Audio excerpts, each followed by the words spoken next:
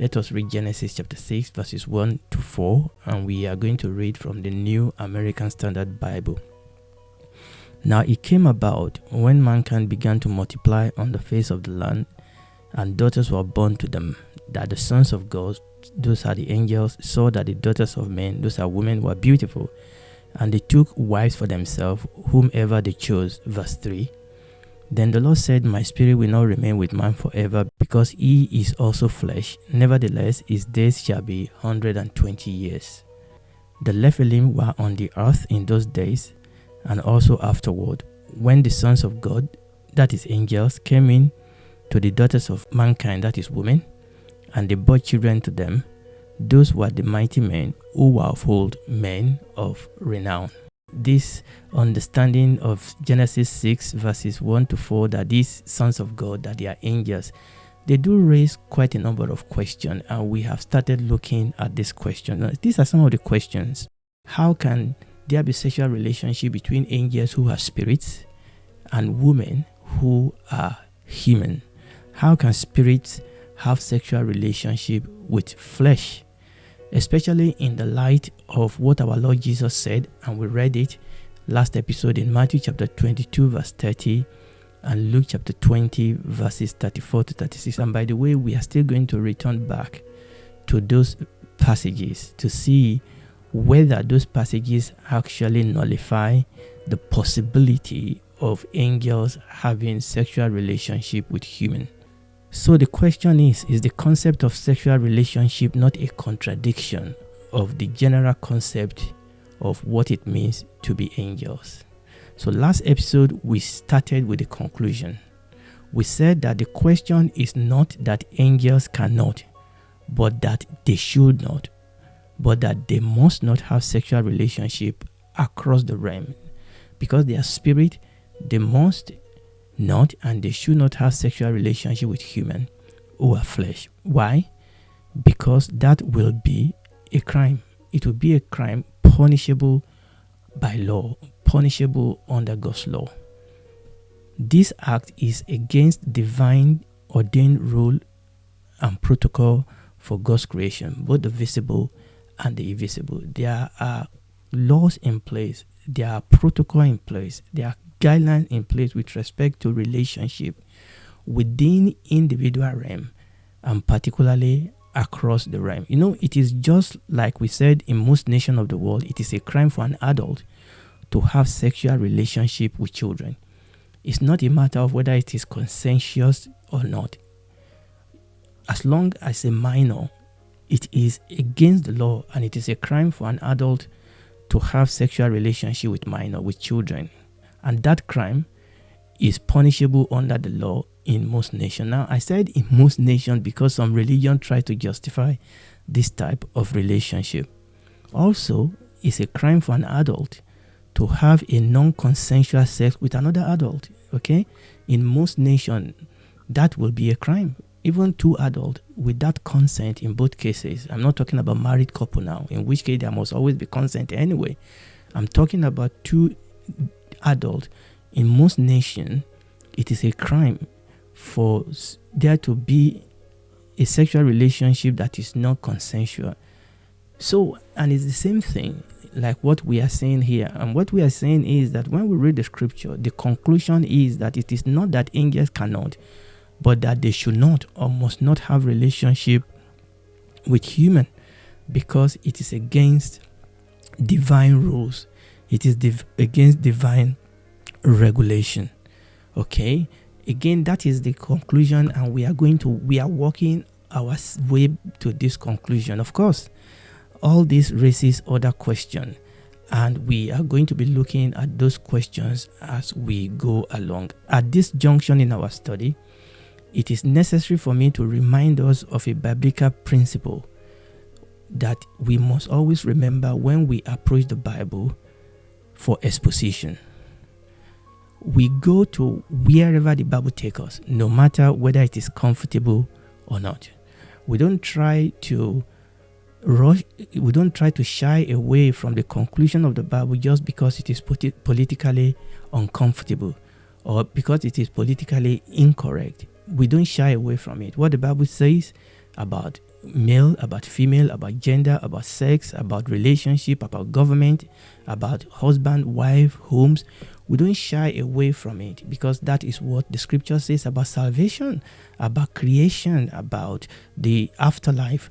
We go to wherever the Bible takes us. We don't change the scripture. We don't water it down just because we want to be accepted. But also, we must stop where the Bible stops. And that is also as important as the first one. We must stop where the Bible stops. We must remember, not everything has been revealed to us on this part of heaven. Not everything has been revealed to human on this part of eternity. In fact, throughout eternity, we will be learning new things about God, because God is God. So I understand, and you must understand with me, that we are treading in such area now. This question that we are raising, we are treading in such area where we will only know in part, or where some things has not been simply revealed to us in the scripture. And that will be okay. We just need to understand this principle. And let us look at some scriptural passages that establish this principle, this fact.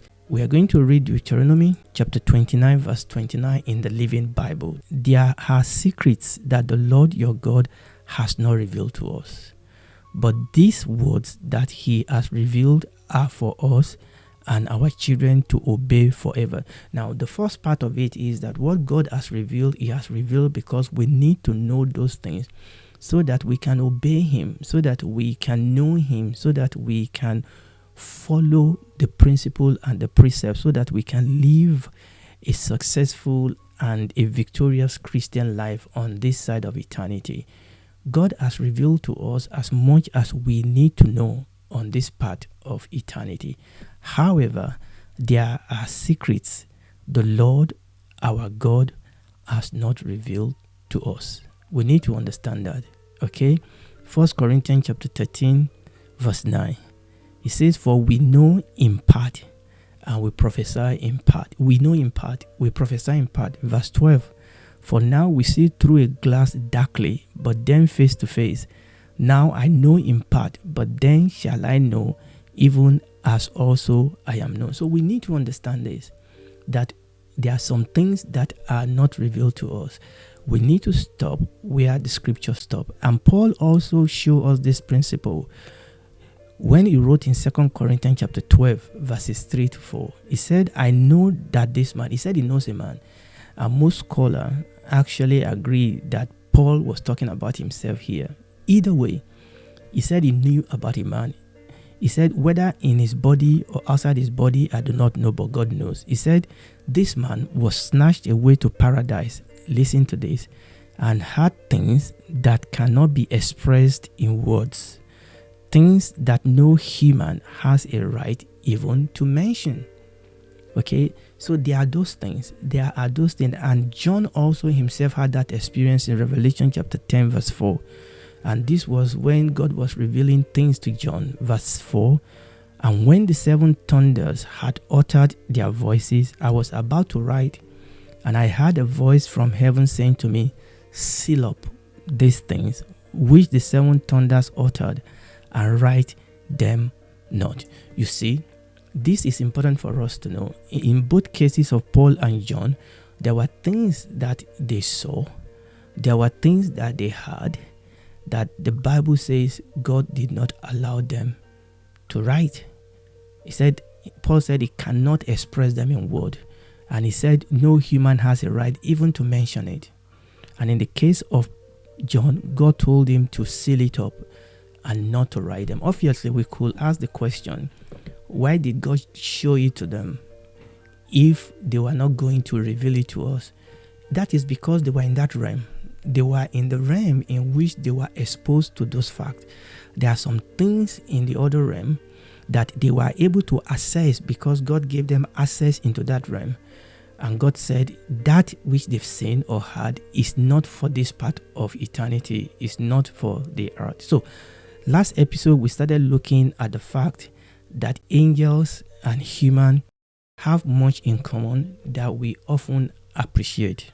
We saw that just like angels, human too are fundamentally spirits. We are fundamentally spirits, just like angels, just like demons. The difference is that humans have perpetual flesh. Now, the word perpetual is very, very important. The difference is that our spirit is perpetually joined to a body, at least while we are still on earth. But we are still spirit. But we also saw that angels also has the ability to take on human flesh, howbeit temporarily. Furthermore, we saw that when angels appear as human, literally, when angels appear literally as human in the Bible, they often behave like human, obviously within a reasonable parameter. Okay, when they appear, when they took on human flesh, they often behave like human. Again, like I said, within a reasonable parameter. Now, I want us to now look at one earthly activities angels took part of that is very significant. This angel that took on literal body in the Bible, we saw when we read the last time that they ate human food. Now, this is very, very important. They ate human food. Now, I'm not going to read it again, but last episode we read Genesis chapter 18, that is the story of Abraham, and we read Genesis chapter 19, that is the story of Lot. And in both cases, both Abraham and Lot offered angels human food and human drink, and this angel, they ate those food, and they drank those drink, and they did it for real. And it is very, very important for us to understand this.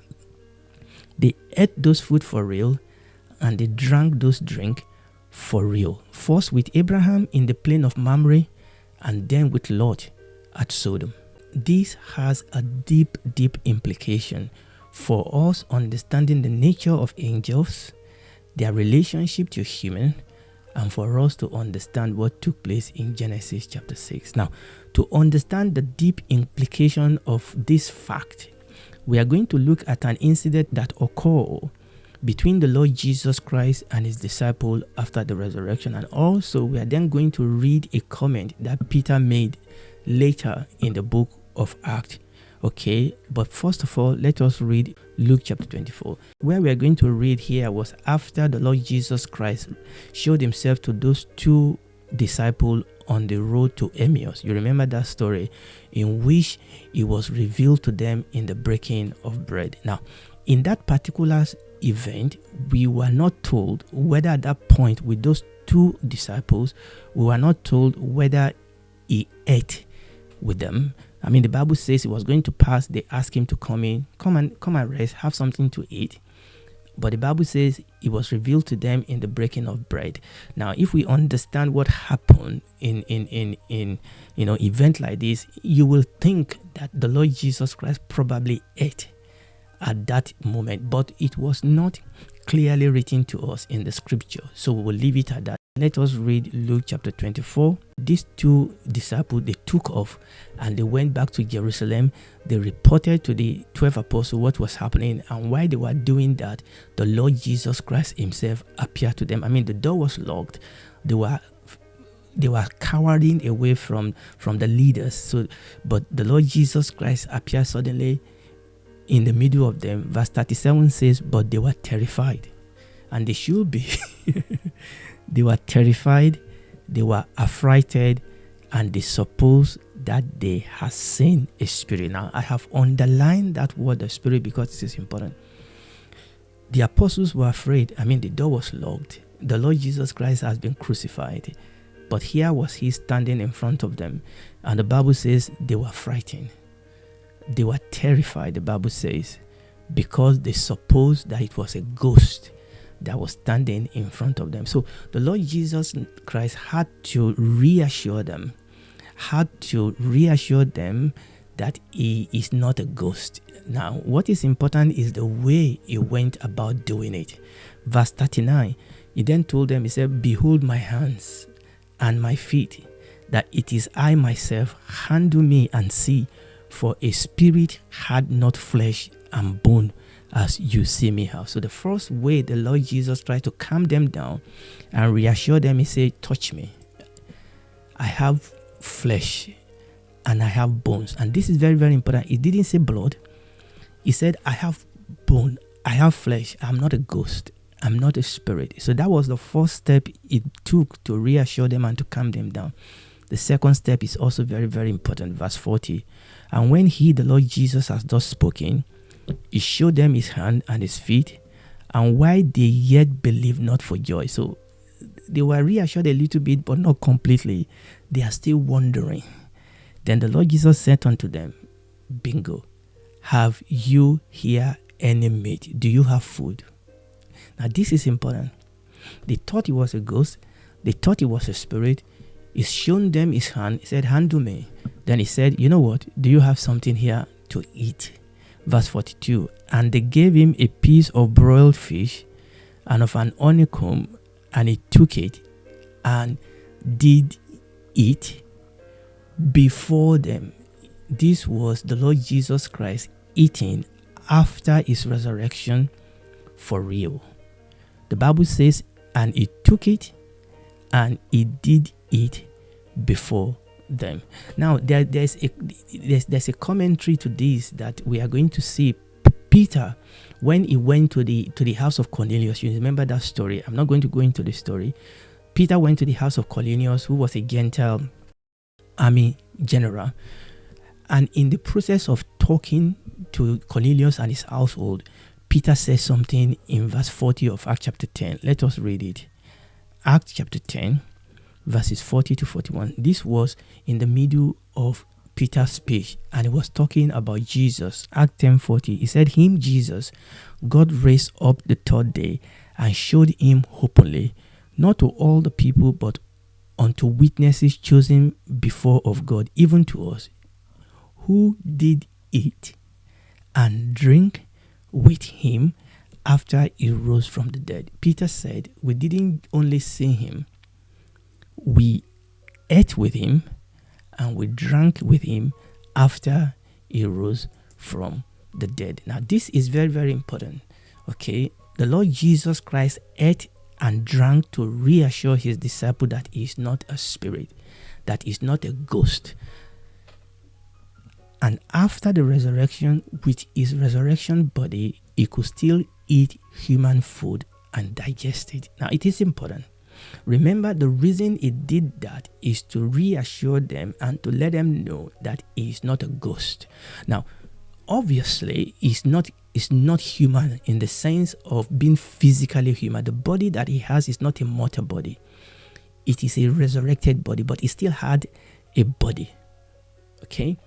He still had flesh and bone body. He still had a body, but it's not a mortal body, but it's a resurrected body. But this body can still eat and digest food.